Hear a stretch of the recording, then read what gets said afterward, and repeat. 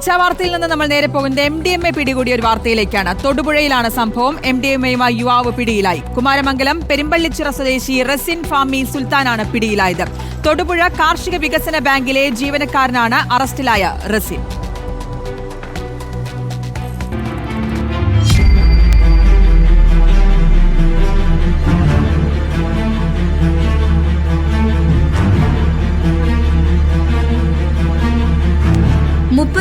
Gram MDMAയാണ് റസിൻ ഫാമി സുൽത്താനിൽ നിന്ന് police പിടികൂടിയത്.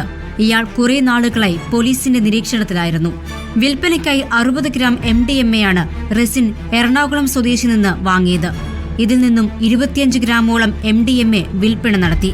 ബാക്കിയുള്ള MDMAയാണ് പോലീസ് കണ്ടെടുത്തത്.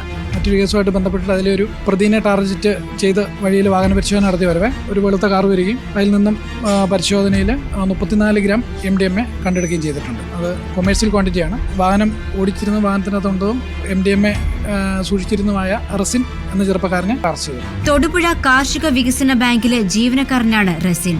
ലീഗ് പ്രവർത്തകനായ റസിൻ മുസ്ലിം ലീഗ് സംസ്ഥാന വൈസ് പ്രസിഡന്റ് TM സലീമിന്റെ മരുമകനാണ്. MDMAയുമായി റസിൻ അറസ്റ്റിലായത് ഇടുക്കി ജില്ലയിലെ മുസ്ലിം ലീഗിൽ വൻ പൊട്ടിത്തെറിക്ക് കാരണമായേക്കും.